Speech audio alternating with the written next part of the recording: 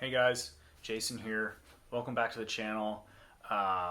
Today I'm doing another book review, and we're going to talk about They Thirst by Robert McCammon. Yeah, this is the third book by him that I've read, and it was pretty good. There were things that I liked about it. There were a couple of things that I really didn't like about it, and we'll get into that. But overall, it was a good book. 3 out of 5, vampire novel that's, sufficiently bloody and gory. The vampires are bad guys. They're not sexy in any way. Yeah, it's a good one. It's sufficiently scary. Now, okay, so the things that I liked about this book. It takes place in a big city. It takes place in Los Angeles. And so the stakes just feel really, really high because there's a lot of vampires. There's millions of them, and they're trying to multiply. And the main goal of this vampire king that he comes to the city to take over. He wants to create an army of vampires that he can then use to take over the world, basically. He's very ambitious, this guy. And so yeah, there's the vampire king guy who's creating this army, and then there's human characters that, as things progress through the story, they start to realize what's going on, and then they try to stop them. There's this cop who's from Hungary who's had run-ins with vampires in the past, and when he was in his childhood. There's this comedian.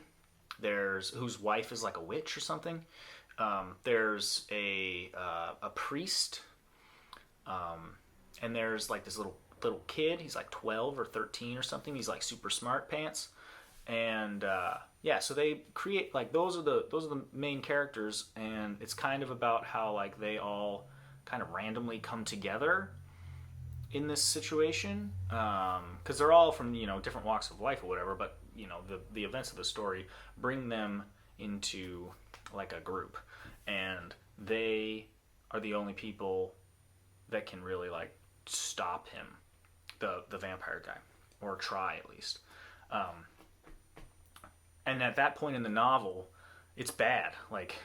There are millions and millions of vampires, so that's the other thing. Like I said, with the stakes, it feels very insurmountable. How are they gonna be able to defeat this these vampires, this vampire force? So that I liked. Robert McCammon's writing style is great, just as always. Like I said, I read a few other of his books, and he's got this very cinematic sort of writing style that's very engaging, and you kind of I forget that I'm reading a book. I kind of get so immersed in the story for a while, sometimes. And that's a great thing when a writer's able to do that. And, I've said this before, I don't know why more of his novels, or any of his novels, haven't been adapted to either film or television, because I think just the way that he writes would lend itself pretty well to that. I think this would be a great movie. Now, and the other part of it too, though, is it's this vampire story that I feel like we've kind of heard before.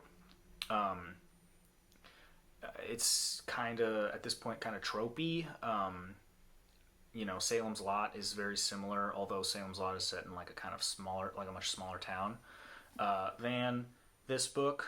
But in 1981, when this book came out, maybe that wasn't the case so much.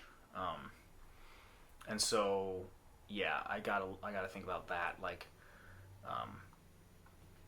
Yeah, at the time, this probably wasn't as big of a trope and a cliche as it is now. So I'll give it some grace points just from that. But yeah, overall, pretty good. What I didn't like, the main gripe that I have with this, and this is where we're going to get into some spoilers, because I can't really talk about what it is without spoiling the ending of this book. But so you're sufficiently warned, spoilers.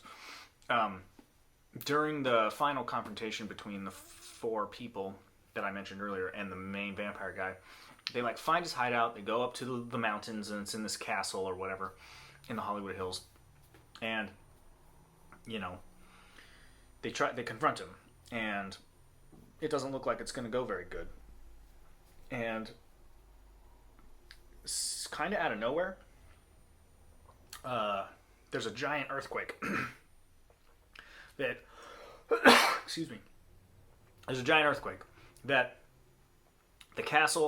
destroys the castle and destroys like a lot of the city where all the vampires are. It's nighttime, so they're all out hunting, and their goal is to like create as many vampires as they possibly can and try to take over the city.